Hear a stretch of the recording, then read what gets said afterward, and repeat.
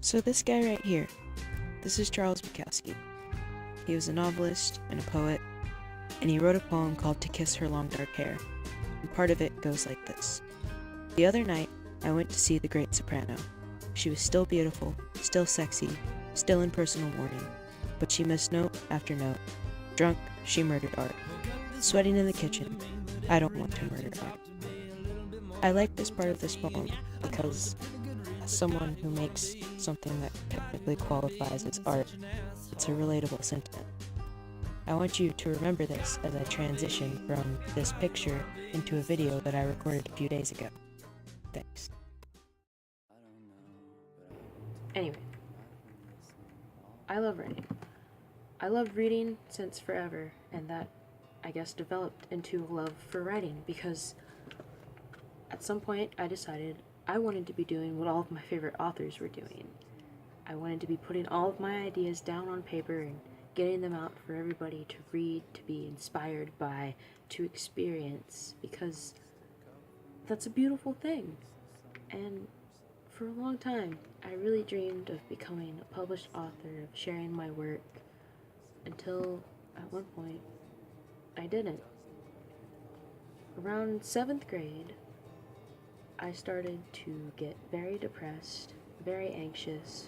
I was very secluded, very lonely, swimming in like self-hatred and fear and anger for no apparent reason, and sadness and numbness and all those terrible things that come along with depression and eating disorder and anxiety.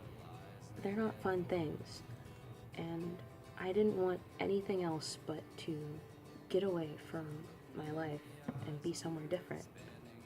And I did that by writing. It was around this time, the end of 7th grade, where I made a character, one that I still write about. His name is Hio. Kiara drew this picture of him. Isn't he lovely? He's an angry little Asian being, and he's basically the fictional manifestation of all the feelings that I had at that time, and some other ones, some of his own, because, you know, he's a different person, a fictional person, but still a person. He was kind of like my son. And it was by writing about him and his life and expanding his world and developing the characters around him that I started to cope with all of my mental mud puddle of blah that I was sloshing through for years and years, and I still am. And I don't want to say it's gotten easier, but you learn how to deal with things. My way of dealing with things was always writing, so it was really personal. But then, I guess, I started to get over my self-isolation, my need for seclusion, and I started to get that urge that I wanted to share my writing again. But then, the very thought of even sharing my writing with even a close friend or someone, it made me anxious, and it was kind of ironic how the thing that I'd been using to cope with my anxiety for so long was now the thing that was causing it. And I started to doubt myself and my writing abilities a lot too. And I think that's something that everyone who makes art or writes or does whatever, they feel that sense of self-doubt that what you do and what you make isn't good enough. And it's hard to deal with the fact that you're terrible at what you love, and it kind of makes you want to give up. And I wanted to give up, but at the same time I didn't, because all I ever wanted to do was write. And I knew that the only way I would ever get better at something I was terrible at was to practice. And so I wrote, and I wrote, and I wrote, and I grew, and Hio grew, and my abilities as a writer grew until I was a little bit more confident in what I was doing.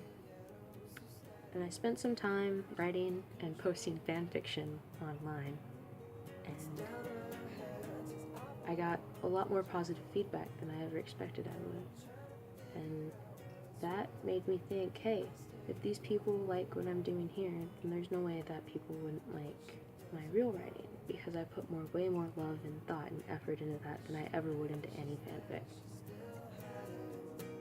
And it's a lot easier to share fanfiction anonymously online with strangers than it is to share my real writing with people I know in real life. But I'm getting there. I'm no longer afraid of murdering art, and I'm increasingly comfortable with the way I create it. So what this all comes down to is, don't ever give up on something you love just because you think you're not good at it, because the truth is, you probably are.